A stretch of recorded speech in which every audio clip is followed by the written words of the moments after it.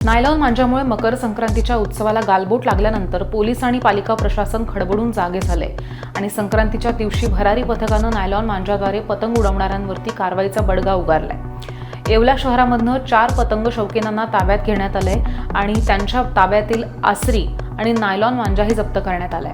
दरम्यान पालिका आणि पोलिसांच्या भरारी पथकाकडनं ही कारवाई सातत्यानं सुरू राहणार आहे आणि नागरिकांनी नायलॉन मांजा वापरू नये असं आवाहन सुद्धा करण्यात आलंय।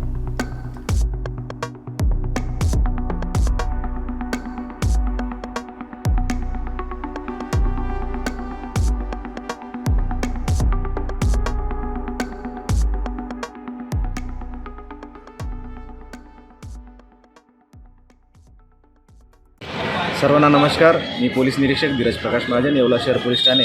आपल्या सर्वांना माहिती आहे की मकर संक्रांत आणि पतंगोत्सव जोरात साजरा करण्यात येत आहे।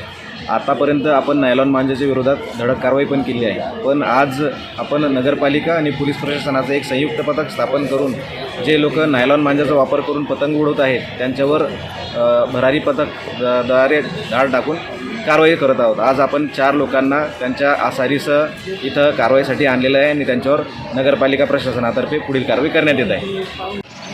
आज दिनांक 14 जानेवारी 2024 मकर संक्रांतीच्या दिनी शहरात घडलेल्या घटना तसेच आम्ही दिवसेंदिवस करत आलेलो कारवाई याचा जास्त प्रभाव करण्यासाठी नगरपालिका पथक तसेच पोलीस प्रशासन पथक यांनी अचानक कारवाई करायला शहरात विविध ठिकाणी धाडी टाकल्या। त्या अनुषंगाने आत्ता 4 गुन्हेगार आपल्याकडे आहेत आणि 30 ते 35 हजाराच्या आसारी आणि मांजा आपण पकडला आहे। अशा पद्धतीने कारवाई चालू आहे। आता ह्या चौघांवर गुन्हा दाखल करण्यात येतोय, प्लस आमची पुढची टीमही कार्य करायला गेलेली आहे, पुढे धाडी टाकण्यासाठी चालू आहे।